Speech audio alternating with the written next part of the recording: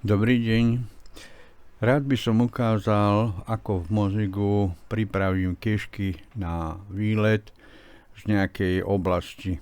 Dajme tomu, chceme ísť na výlet k štrkovisku, ktoré sa nachádza v Šuranoch.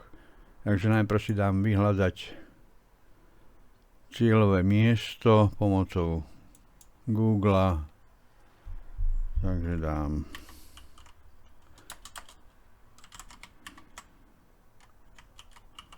Šurany, Slovensko.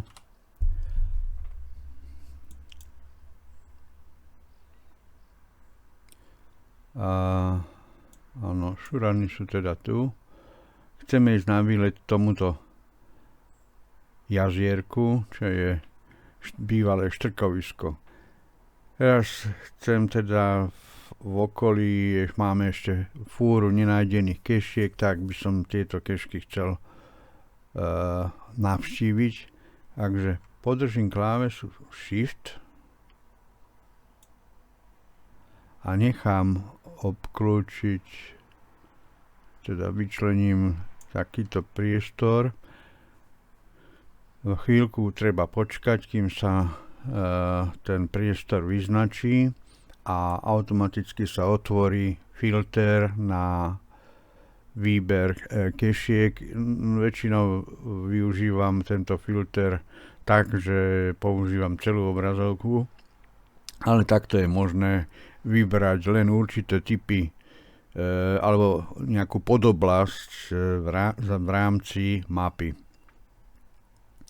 No, chcem vyčleniť zo zoznamu kešiek kešky, ktoré nemáme výbavu na lezenie po stromoch, takže vyradíme kešky, ktoré sú v teréne viac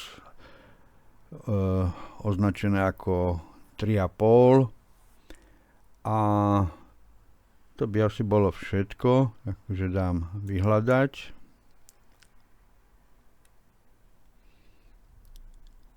OK. Pozerám, že teraz tu sú aj kešky, ktorých finálne súradnice nepoznám.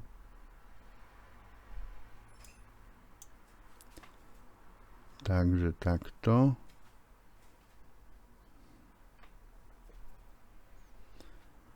A to znamená, teraz, keď dám tento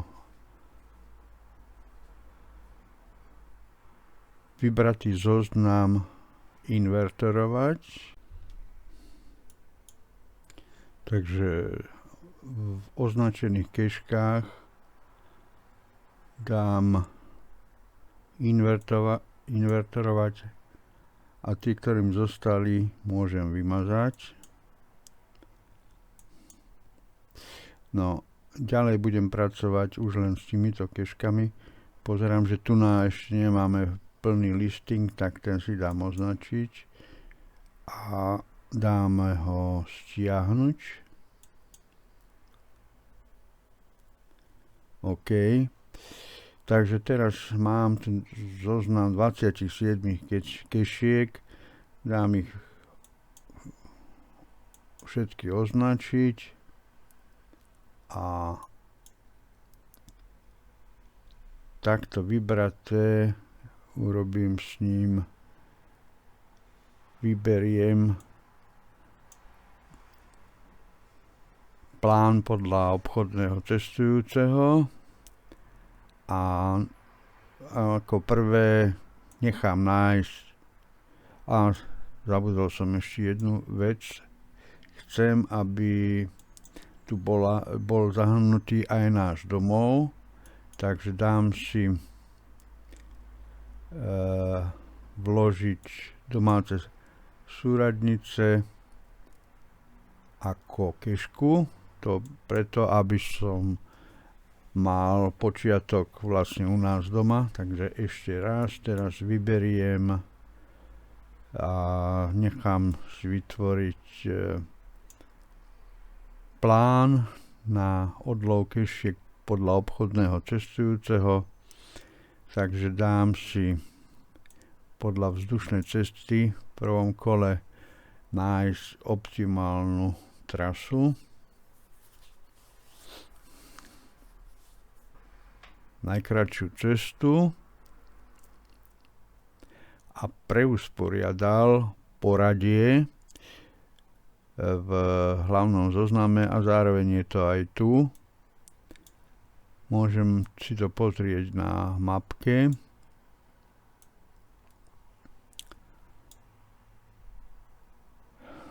No, z tejto mapky teraz tá trasa je hodne veľká. To určite by sme neprešli všetko, takže pozerám, že takú 18, 19, 20, asi aj 21.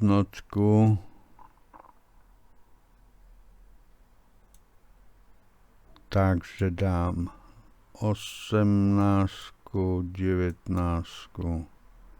20, 21, 22 a asi aj 17.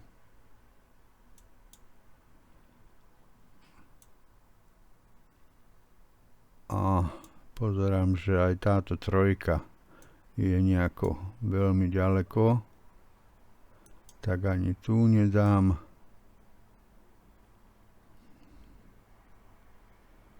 A skúsim to preusporiadať, takže ako všimnite si program, tie kišky, ktoré som odznačil aj tu a urobil nové poradie. Zo 120 km je to už len v úvodzovkách 96. Pozriem, či sa nedá niečo šikovne z toho vyradiť. A dajme tomu, že som s tým spokojný, tak teraz ale chcem pomocou. Teraz bolo hľadanie najkratšej trasy len na základe vzdušných vzdialeností. Ale ja to samozrejme chcem zohľadniť s ohľadom na vzdialenosti po ceste. Takže teraz dám túto funkciu search route. Takže teraz program vyhľadá spojenia medzi každou keškou po ceste. A podľa všetkého nám našiel trasu, ktorá by mala 140 km. No, to je celkom dosť, povedal by som. Takže ako pozerám, že vyradím z tohoto 9, 10, 11, 12 a asi aj 13, 9, 10, 11, 12, 13 vyradím. Takže to. Takže zredukovalo sa to na 110 km, keď si to pozriem. No možno ešte túto dvojku, to je zbytočná, predlžuje nám to trasu, takže ešte dvojku vyradiť. OK.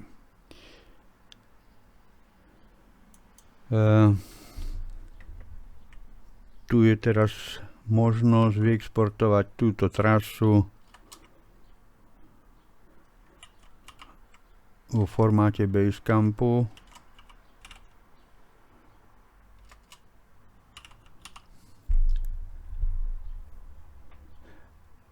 Trasu do Šurian. Toto potom môžem samozrejme preniesť do navigačného zariadenia a aby som mal vedomosť, aké poradie v podstate mi program doporučuje, aby som akceptoval. Takže toľko ku hľadaniu najkratšej trasy pomocou obchodného cestujúceho. Ďakujem za pozornosť. Ďalej by som vám chcel ukázať, ako je zapracované do Moziga vyhľadávanie turistických trás. Takže túto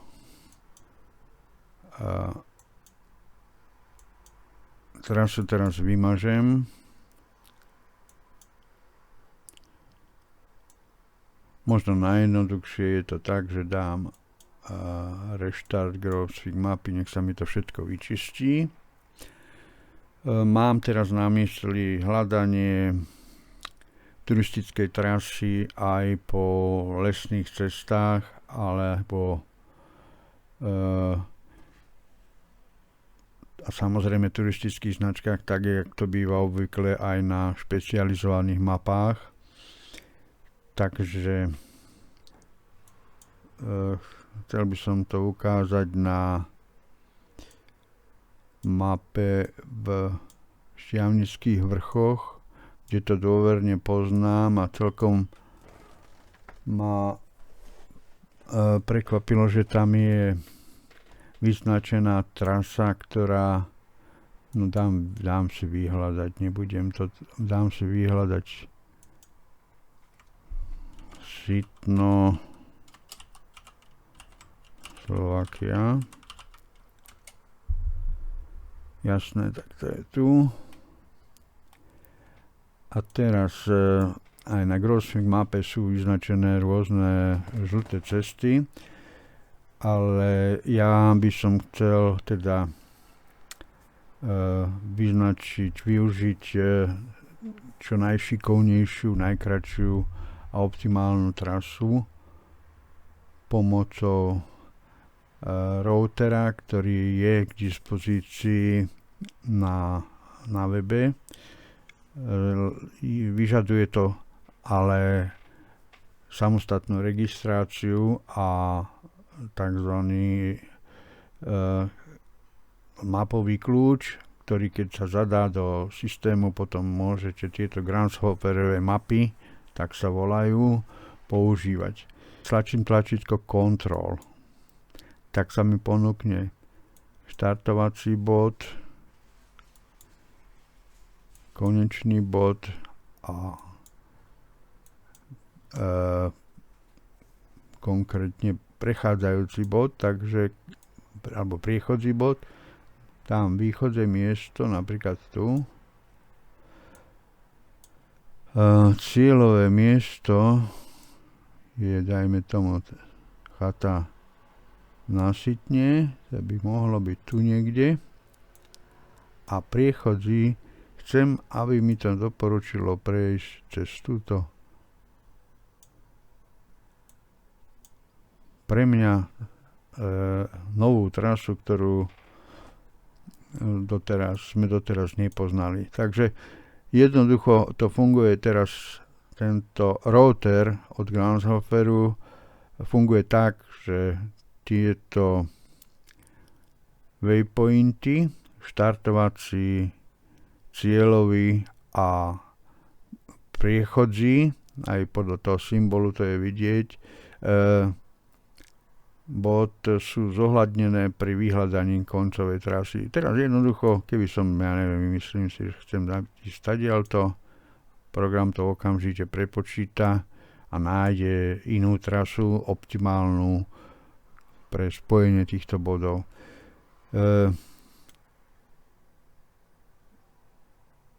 Takže takto.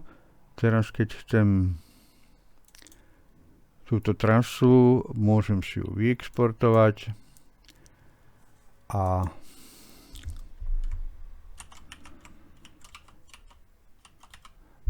nazvať ako chcem, takže nazývam ju na Sitno.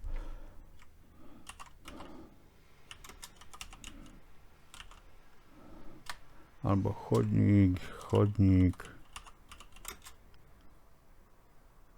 iný chodník, tak ho nazvem, lebo sám neviem, aký to je, zatiaľ som zatiaľ nešli, takže iný chodník, dobre. Takže túto trasu mám teraz v dispozícii na disku v sekcii route a je možné si ju potom nahrať do Garmina a riadiť sa podľa nej. Ďakujem za pozornosť. Ďalšou funkciou, ktorú som ešte vo svojich videách nepopisoval, je využitie filtra na mapách. Na to je najlepšie, keď je groundspeakerská mapa vyčistená, tak využijem túto funkciu Restart z mapy, tak sa všetky body, ktoré tam sú, vyčistia. A mapa je ako nová v úvodzovkách.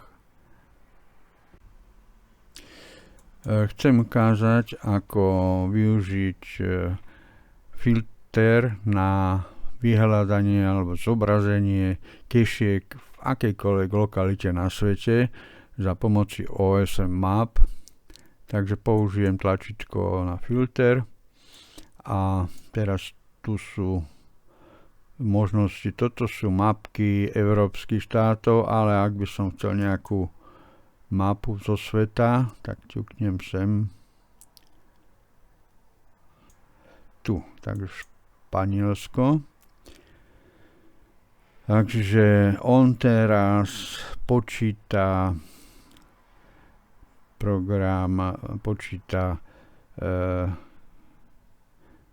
a touto šípkou označuje, aké podregióny sa v rámci Španielska nachádzajú, lebo samozrejme mohol by som si nehať zobraziť aj celú krajinu Španielska, ale ja chcem napríklad len, a tu vidím Kanárske ostrovy, ma zaujali, a tu by som mohol iba Tenerife, ale dám len tak pre zaujímavosť Kanárske ostrovy. A môžem si vykresliť nejakou čiarou, modrou, hrúbkou 6 pixelov a príslušné ostrovy sú teraz tu takto zobrazené.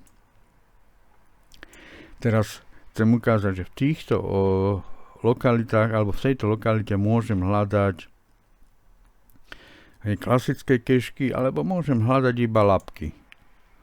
Tak keď vyznačím labky, dám hľadať.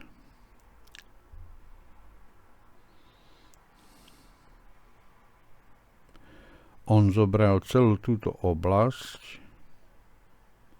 program, a pýtal sa Groundspeaku, koľko v tejto oblasti je labkešiek, a ten mu prezradil, že ich je tam 84.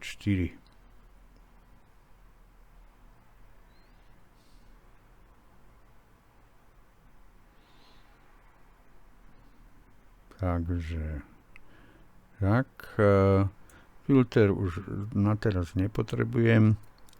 Tak tu vidíme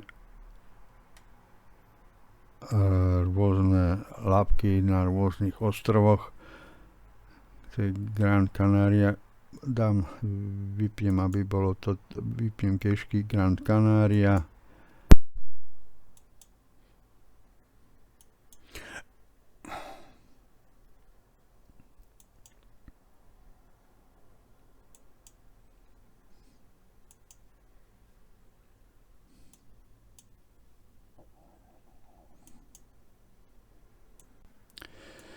V tomto videu by som chcel ukázať nové možnosti filtrácie údajov na obrazovke filtra, ku ktorému sa dostanem cez tento batón na mape.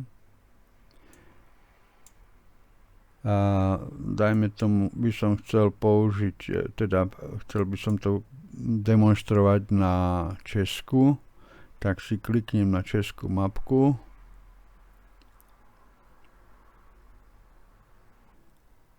A všimnite si, že týmto zobáčikom sú označené regióny, ktoré sú tie rodičovské, a tie, ktoré nie sú, tie sú priamo už konkrétne regióny. Teraz by som vám chcel ukázať napríklad chránený Beskydy, tak by som chcel, ja neviem, len oblasť Veľký Polom napríklad. Jednak neviem, kde to je. Dáme to vykresliť. A vidím, že tam je jedna keška. Dal by som to vykresliť aj v kontexte celých Beskyd. Takto. Počkám si, kým program... Dobre. Keď už zobrazí v tomto okienku názov a jeho ID, čo je jednoznačný identifikátor, ktorý používajú OSM mapy, tak môžem použiť Drive Region. Samozrejme, mohol som dať aj inú farbu, bolo by to možno lepšie vidieť. Aj inú hrúbku čiary, ale nevadí. Teraz v rámci tohto tu môžem hľadať napríklad samozrejme kešky.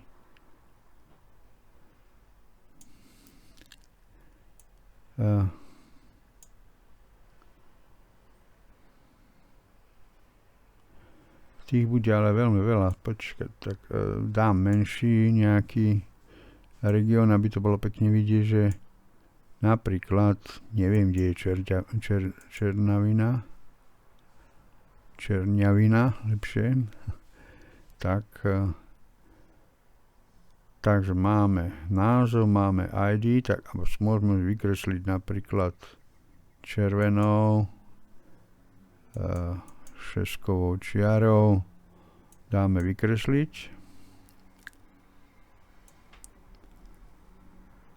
A v tejto oblasti by mala byť táto jedna keška, no ale takto skontrolujeme, či to bude tak. Neviem, teraz ide o hľadanie, takže dám takto. A je to ostrý?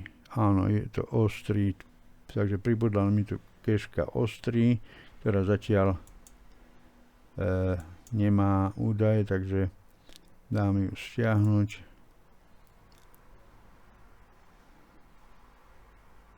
Takže tak. A tu teraz keď dám ostrý. Aha. On mal v pamäti ešte starú, tak teraz bol nútený to prekresliť. Takže áno, tu je to prírodná rezervácia a tak ďalej, takže naozaj v rámci Beskyd označil ten jeden celok územný, a čiže týmto spôsobom je možné v Mozigo si vybrať akúkoľvek oblasť, ešte raz to ukážem na tejto mapke, kde si môžete naklikať, ja neviem, napríklad zoberiem hlavné mesto v Prahe a